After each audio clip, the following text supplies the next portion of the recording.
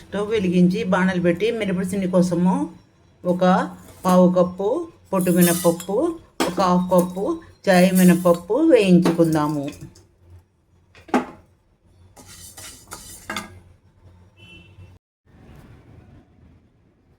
మినపసిండి కోసము ఇలా చాయ్ మినపప్పు, పొట్టు మినపప్పు కలిపి వేయించుకున్నాను కదా, గిన్నెలోకి తీసేసుకున్నాను. చల్లారాక గ్రైండ్ చేసుకుందాము. ఈ పొట్టు మినపప్పు వేయడం వలన ఆరోగ్యానికి మంచిది, రుచి కూడా బాగుంటుంది. ఇదిగోనండి, వేయించుకున్న మినపప్పు గ్రైండ్ చేసుకుంటాను. అలాగే నేను ఇవాళ చక్కెరతో మినపసుండి చేసి చూపిస్తున్నానండి. ఇదిగోనండి, ఇది 30 కప్పు చక్కెర కూడా తీసుకున్నాను. అలాగే కొంచెం ఇలాచీ పొడి. మనం ఈ చక్కెరలో ఇలాచీ పొడి వేసుకుని గ్రైండ్ చేసుకుంటే ఇది బాగా కలిసిపోతుంది కదండి. ఇదిగోనండి, మినపప్పు గ్రైండ్ చేసేసుకున్నాను. అలాగే చక్కెర ఇలాచీ పొడి వేసి గ్రైండ్ చేసుకున్నాను. మొన్న వెన్న చేశాను కదండి, నెయ్యి కాచుకుని పెట్టుకున్నాను. ఇది వేడి చేసి పెట్టుకున్నాను.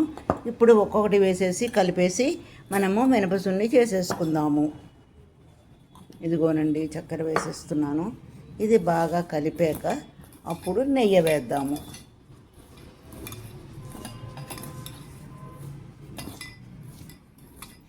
ఇదిగోనండి, బాగా కలిపిస్తున్నాను. మనము కొంచెం కొంచెంగా నెయ్యి వేసుకుందాము.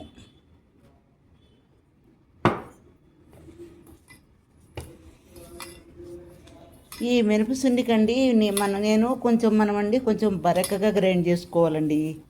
ఈ బరకగా గ్రైండ్ చేస్తే నోటికి అంటుకోకుండా ఉంటుందన్నమాట. ఇదిగోండి, ఇంకొంచెం నెయ్యి వేసుకున్నాను. మన అవసరాన్ని బట్టి చూసుకుని నెయ్యి వేసుకుంటాం అన్నమాట. ఇదిగోనండి, మినపసుండి చేసిస్తాను. ఇదిగోనండి, ప్లేట్ రెడీగా పెట్టుకున్నాను. ఈ ప్లేట్లోకి చేసేసుకుందాము.